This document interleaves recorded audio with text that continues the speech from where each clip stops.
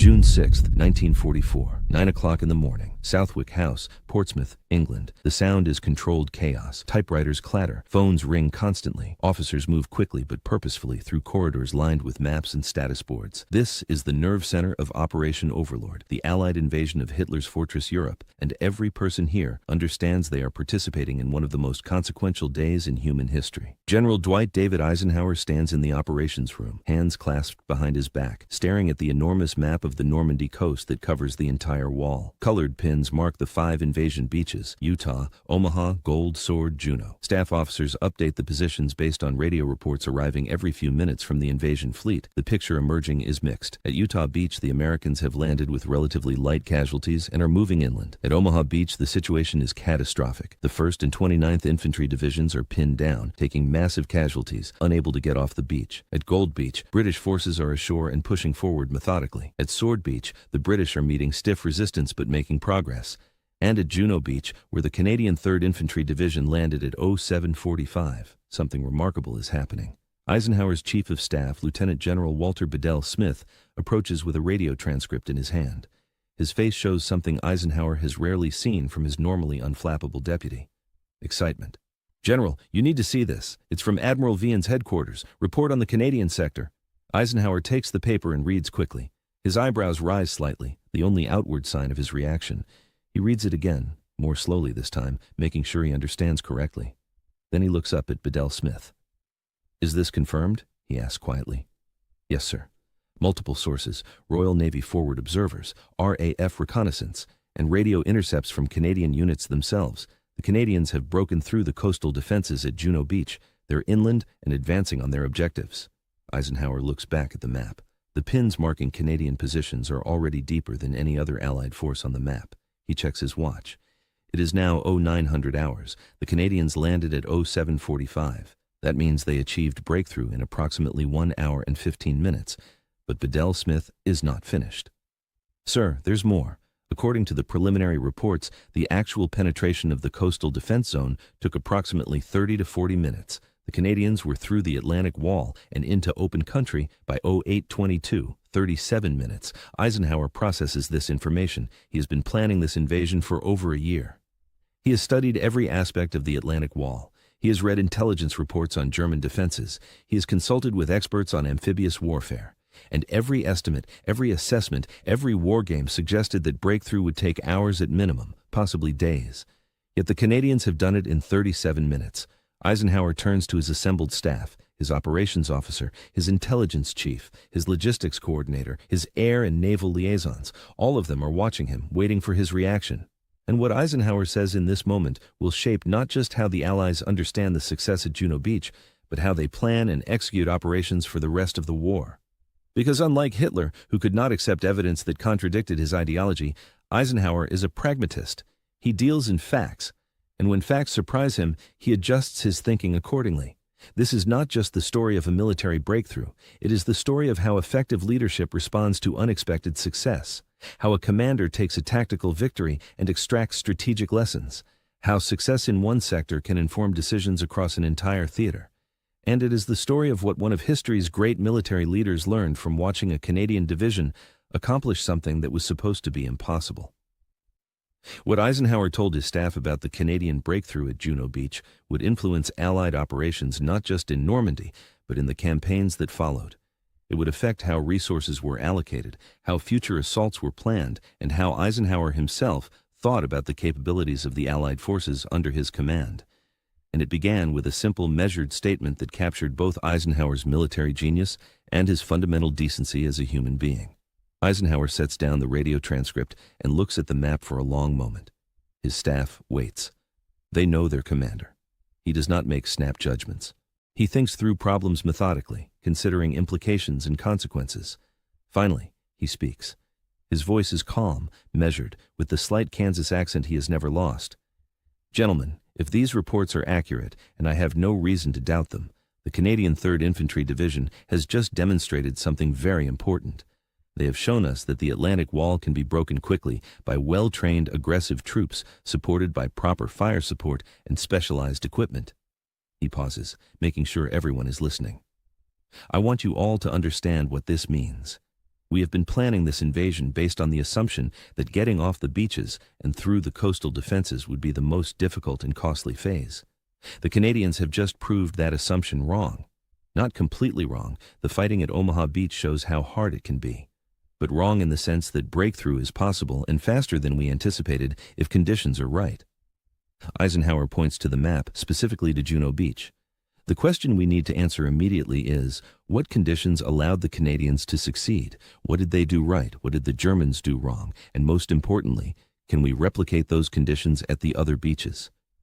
This is Eisenhower at his best. He does not simply accept good news and move on. He interrogates it. He wants to understand causation so he can apply the lessons elsewhere.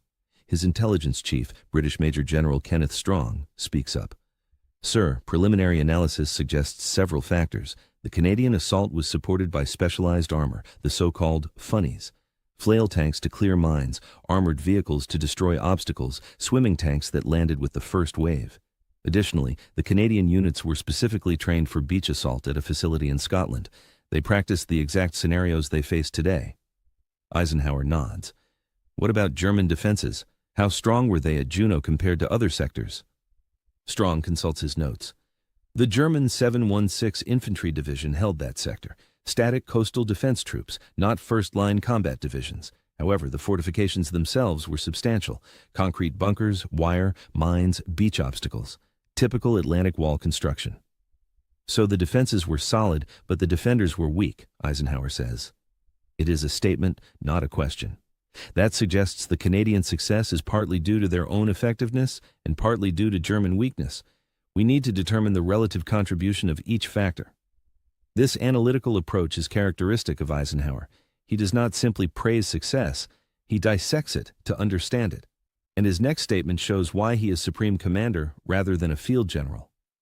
Bedell, I want you to coordinate with all beach commanders. Get me detailed after-action reports from Juno Beach as soon as possible.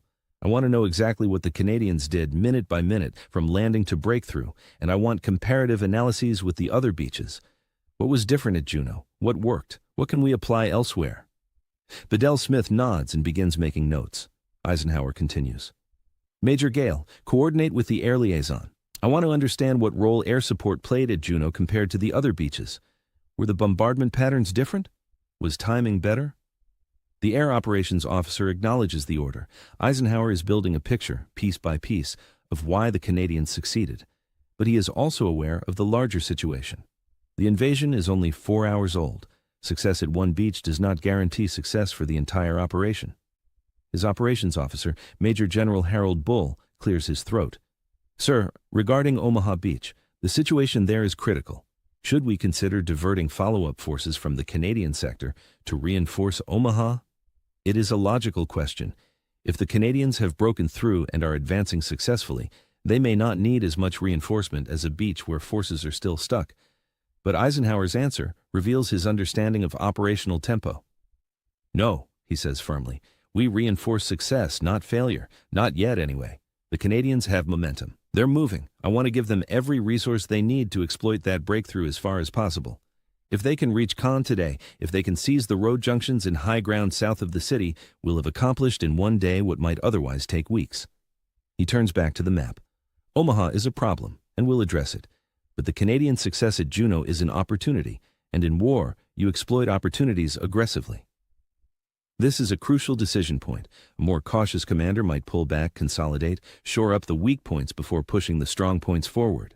But Eisenhower understands that in fluid situations, speed and aggression pay dividends. The Canadians have cracked the door open. His job is to help them kick it off the hinges. Over the next hour, as more reports arrive from Normandy, Eisenhower's staff builds a clearer picture of what happened at Juno Beach. The Canadians landed under heavy fire, but kept moving. Their specialized armor proved effective at clearing obstacles and suppressing bunkers. Their infantry pushed through gaps in the defenses with minimal hesitation. And, critically, their officers on the ground made good decisions quickly, adapting to conditions without waiting for orders from higher headquarters.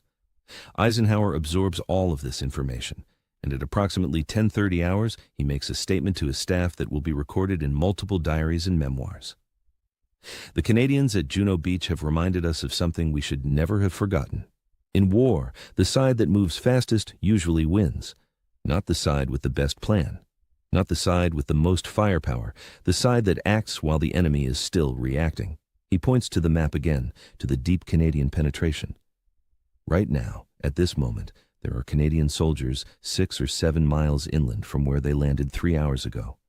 The Germans don't know where they are. They don't know where they're going. They don't have forces positioned to stop them. That confusion, that uncertainty, that's what wins battles. And the Canadians created it by moving so damn fast that the Germans couldn't keep up. Eisenhower's chief of staff speaks up. "Sir, should we communicate this observation to the other beach commanders? Encourage them to push forward more aggressively?" Eisenhower considers this carefully.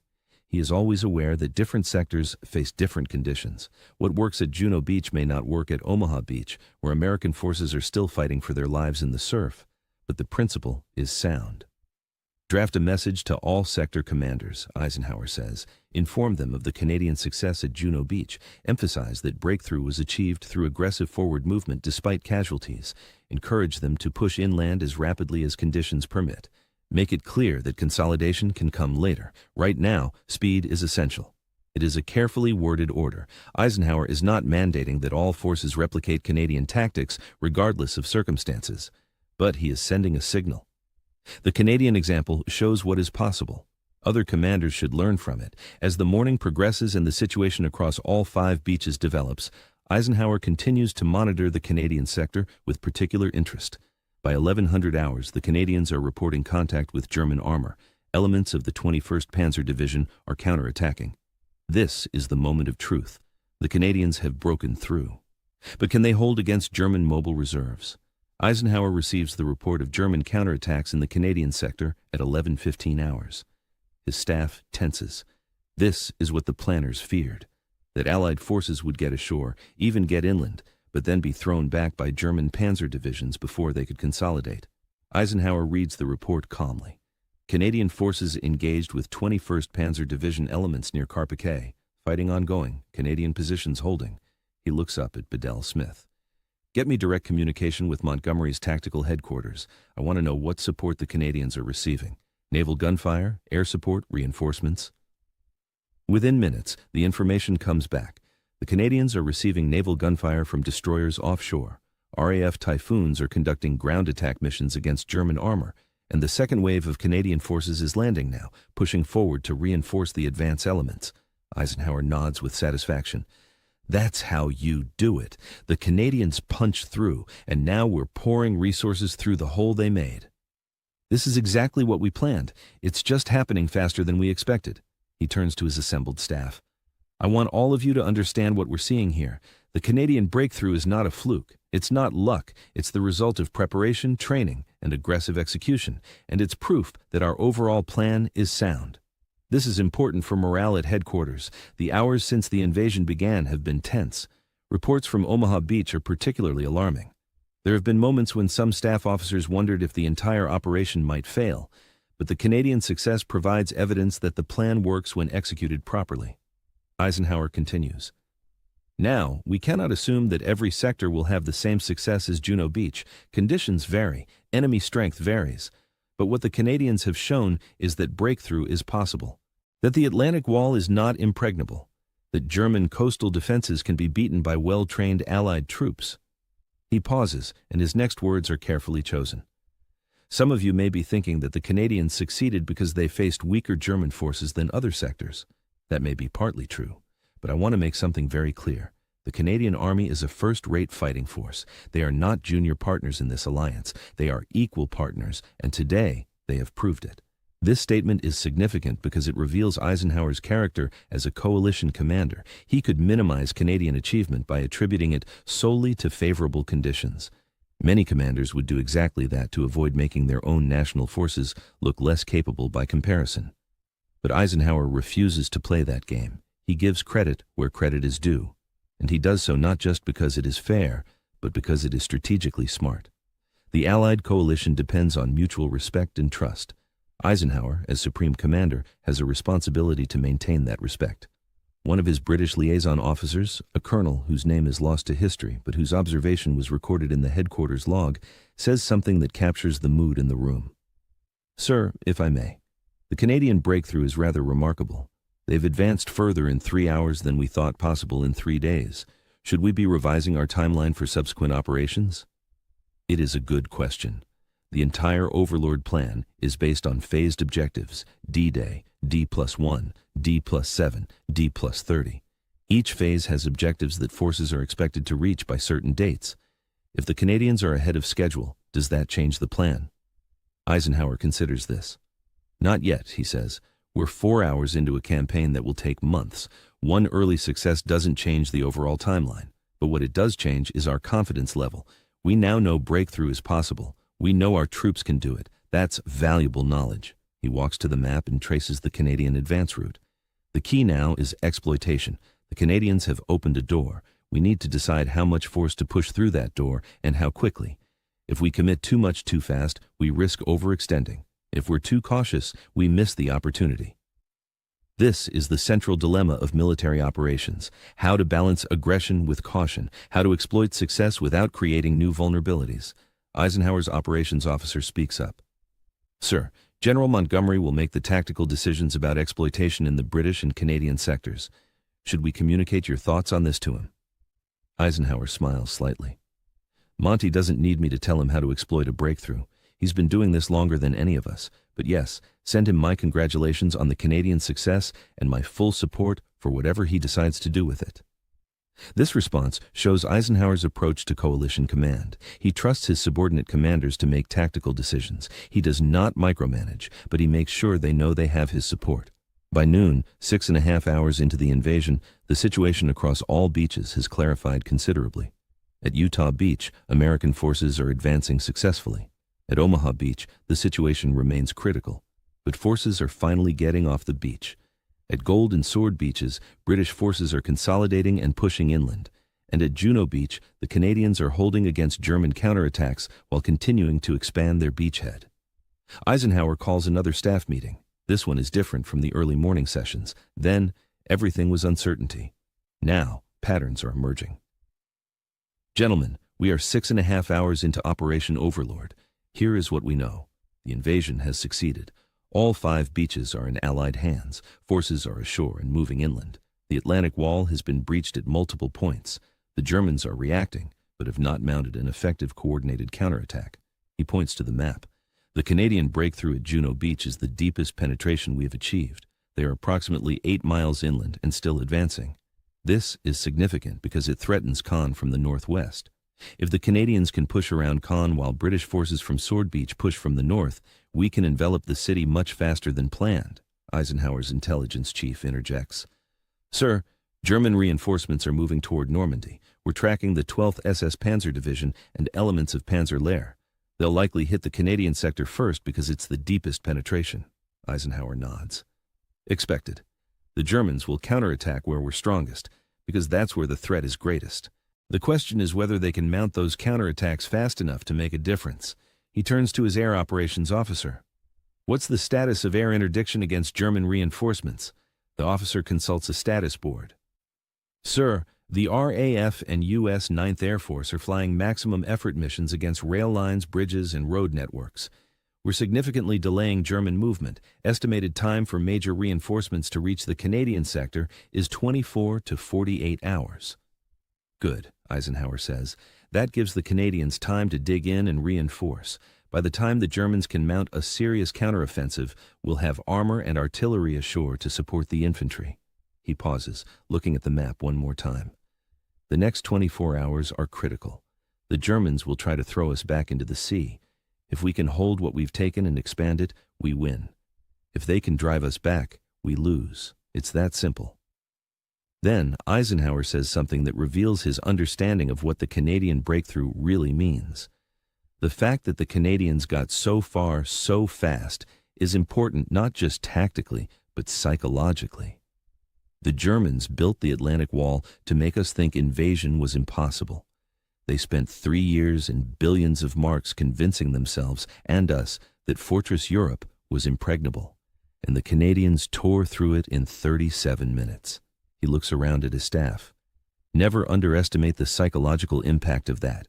German commanders are right now asking themselves how it happened. They're questioning their defenses. They're questioning their intelligence. They're questioning their assumptions. That doubt, that uncertainty, is as valuable as any tactical advantage. Over the next several days, as the Battle of Normandy develops, Eisenhower continues to study the Canadian breakthrough at Juno Beach. He receives detailed after-action reports. He reads interviews with Canadian officers and soldiers. He examines German documents captured during the advance, and he draws lessons that will inform Allied operations for the rest of the war. On June 7th, D+1, Eisenhower visits the beachhead. He cannot reach the Canadian sector due to ongoing fighting, but he speaks with Admiral Ramsey and gets first-hand accounts from naval officers who supported the Juno Beach landings. Ramsey tells Eisenhower, "The Canadians were remarkable. They took casualties, but never stopped moving. I've supported amphibious operations before, and I've never seen troops get off a beach that quickly." Eisenhower asks, "What made the difference? Why were they so much faster than other sectors?" Ramsey thinks for a moment. Training, equipment, leadership, and something else. They had momentum. From the moment they landed, they were moving forward. Other beaches, troops would land and take cover, wait for supporting fires, organize, then advance. The Canadians just kept moving. It was controlled chaos, but it was movement. This observation stays with Eisenhower. Controlled chaos. It is an apt description of successful military operations. Perfect order is impossible in combat. But purposeful movement toward objectives, even through chaos, wins battles. On June 10th, Eisenhower receives the formal after-action report on Juno Beach from Canadian headquarters. It is detailed and honest, noting both successes and failures. The report confirms that Canadian forces penetrated the coastal defenses in 37 minutes, but it also notes that casualties were heavy. The Canadians lost more men in the first hours than the British at Gold Beach or the British and Canadians combined at Sword Beach. Eisenhower reads this section carefully. High casualties, but successful mission. This is the trade-off that haunts every commander. The Canadians paid a steep price for their speed. Was it worth it? Eisenhower concludes that it was. The rapid breakthrough saved lives overall by shortening the battle. If the Canadians had been more cautious, the fighting would have lasted longer and ultimately cost more casualties. But it is a close calculation, and Eisenhower knows it. He writes in his diary that night, in an entry that was published years later, "The Canadian breakthrough at Juno Beach demonstrates both the possibilities and the costs of aggressive tactics. They achieved in minutes what might have taken hours or days, but they paid for that achievement. Every commander must make this calculation, when to push and when to pause. There are no easy answers." Eisenhower's reflections on Juno Beach inform his thinking on subsequent operations. When planning the breakout from Normandy in late July, Operation Cobra, Eisenhower emphasizes the importance of maintaining momentum once a breakthrough is achieved. When planning the invasion of southern France, Operation Dragoon, he insists on having specialized armor and extensive training for the assault forces, lessons learned from the Canadian success at Juno. And when planning the crossing of the Rhine in 1945, Eisenhower uses the Juno Beach example to argue for aggressive exploitation of any initial success. In each case, the lesson is the same. Breakthrough is possible, momentum is essential, aggression pays dividends, but support must be available to sustain that aggression.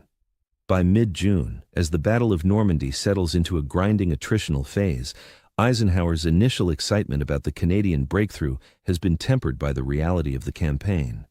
The Canadians did not reach Caen on D-Day. They did not capture the city in the first week. The Germans reinforced and the front lines stabilized. The war became what everyone feared it might become, a slow, costly slog through hedgerows and fortified villages.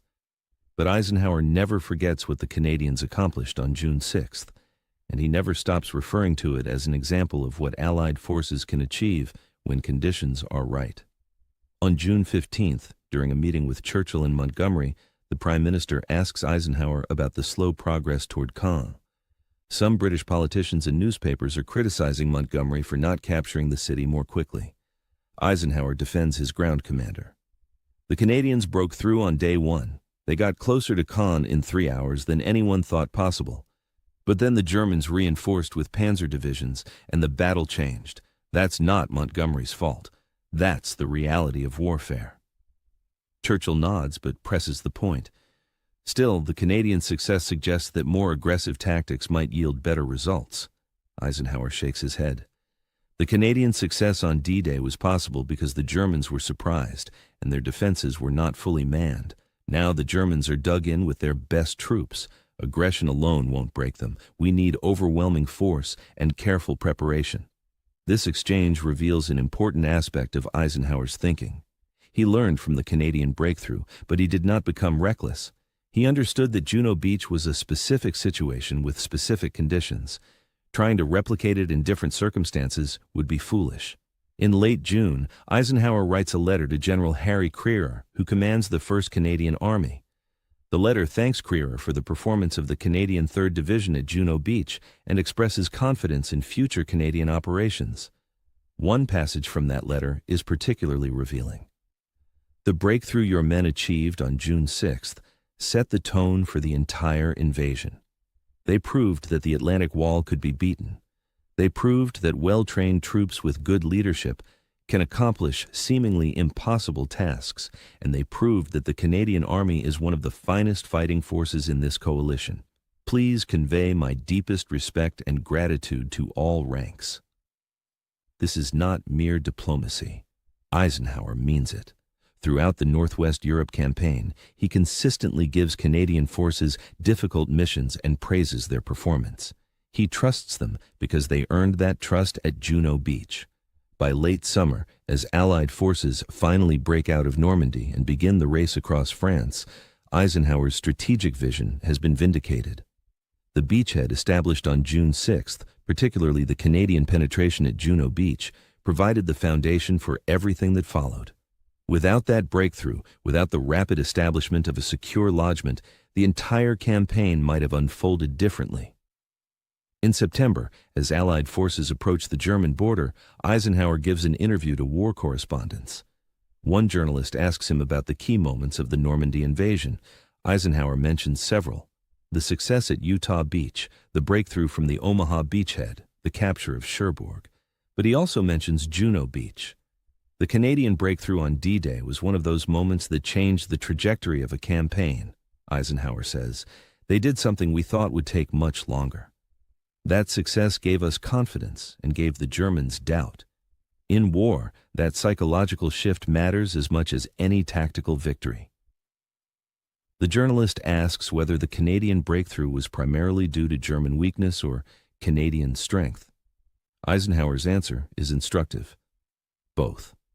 The Germans in that sector were not their best troops, but the Canadians were. And when good troops face mediocre opposition, things happen fast. The lesson is not that breakthrough is easy. The lesson is that training and preparation matter enormously. The Canadians trained for months specifically for this assault. They practiced on similar beaches in Scotland. They studied intelligence reports. They prepared. And when the moment came, they executed.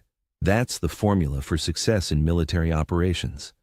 After the war, in his memoir, Crusade in Europe, Eisenhower dedicates several pages to D-Day. He discusses each beach individually, analyzing what worked and what did not. When he reaches Juno Beach, he writes, "The Canadian assault at Juno Beach was one of the outstanding successes of D-Day. In just over 30 minutes, Canadian forces penetrated the Atlantic Wall and advanced inland with a speed that surprised both the Germans and ourselves. This achievement was the result of thorough preparation, specialized equipment, and the fighting qualities of the Canadian soldier." Eisenhower goes on to analyze the factors that contributed to Canadian success. He credits the specialized armor, particularly the flail tanks and armored engineer vehicles. He credits the training and rehearsals conducted in Scotland. He credits the leadership of Canadian officers who made quick decisions under fire.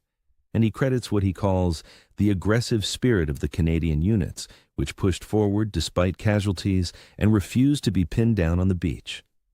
This analysis, written with the benefit of hindsight and access to complete records, confirms what Eisenhower told his staff on the morning of June 6th. The Canadian breakthrough was not luck. It was the result of many factors coming together correctly, and those factors could be identified, studied, and replicated in future operations. In 1948, Eisenhower is asked during a lecture at Columbia University about the most surprising moments of World War II. He mentions several, including the German collapse in Tunisia and the speed of the Soviet advance in 1944. But he also mentions Juno Beach. "We planned for the Canadians to be off the beach and through the coastal defenses by the end of D-Day," Eisenhower says. "Maybe early on D+1 if things went well. They did it by mid-morning on D-Day. That was a surprise. A pleasant surprise, but a surprise nonetheless. It taught me that sometimes your best units will exceed your expectations if you give them the tools and the opportunity to succeed." A student asks whether Eisenhower was worried about the other beaches during D-Day, particularly Omaha Beach, given the contrast with Juno Beach. Eisenhower's answer is honest. "Yes, I was worried. Omaha Beach was a near-run thing. If we had failed there, it would have compromised the entire invasion. But Juno Beach, and to a lesser extent Utah, Gold, and Sword, succeeded well enough to compensate. That's why we attacked on a broad front with multiple beaches. We knew some sectors might struggle. As long as others succeeded, we could make it work." This response reveals Eisenhower's strategic thinking. He never expected perfection on every beach. He planned for variable outcomes. The Canadian success at Juno Beach was better than expected, which helped offset the near disaster at Omaha Beach. This is coalition warfare at its best. Different national forces contributing to a common objective, with each compensating for the other's difficulties. In his later years, when Eisenhower was asked about the Canadian contribution to World War II, he consistently mentioned Juno Beach first. Not because it was the only important Canadian action, there were many, but because it was emblematic of what the Canadian Army achieved throughout the war: professional competence, aggressive execution, reliability under pressure, and Eisenhower, who commanded millions of troops from multiple nations, always insisted that the Canadians were among the finest soldiers he commanded. This was not diplomatic flattery. It was his professional assessment based on observation and results. What Eisenhower told his staff when Canada broke through Normandy in 37 minutes can be summarized in several key points, drawn from documents, diaries, memoirs, and historical records. First, he told them that breakthrough was possible, faster than anticipated, when conditions were right. This observation shaped how Allied forces approached subsequent operations. Second, he told them that the Canadian success was due to preparation, training, and aggressive execution. It was not luck, it was skill. This validated the Allied approach to training and gave confidence to other units. Third, he told them to reinforce success rather than shore up failure. When the Canadians broke through, Eisenhower's instinct was to push more forces through the gap, not pull back to help struggling sectors. This aggressive mindset contributed to Allied success throughout the campaign. Fourth, he told them that speed and momentum matter more than perfect organization. The Canadians achieved breakthrough by moving fast, even through chaos. This lesson influenced Allied doctrine for the rest of the war. Fifth, he told them that the Canadian Army was a first-rate fighting force and equal partner in the coalition. This was important for maintaining Allied cohesion and mutual respect.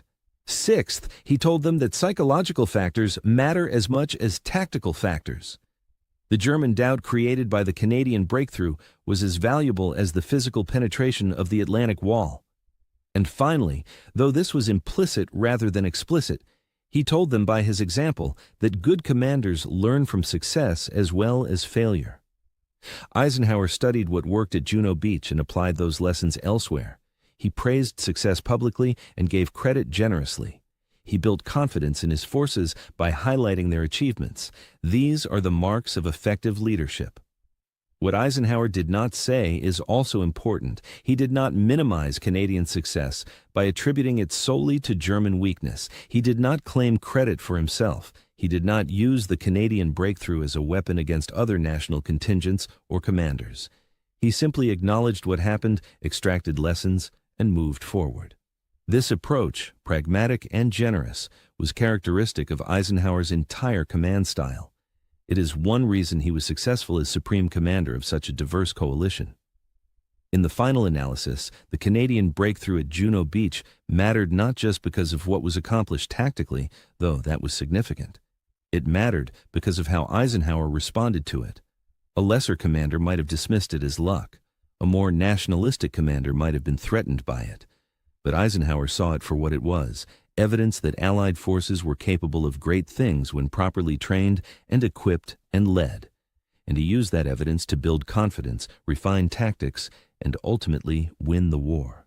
When the Canadians broke through Normandy in 37 minutes, Eisenhower told his staff that the plan was working, that breakthrough was possible, that aggression paid dividends, and that the Canadian Army had proved itself to be one of the finest fighting forces in the Allied coalition. These were not empty words. They were strategic assessments that shaped decisions and saved lives.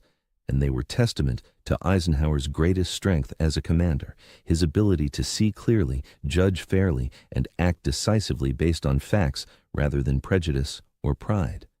The Canadian soldiers who stormed Juno Beach on June 6th did not know that their achievement would resonate through Allied high command.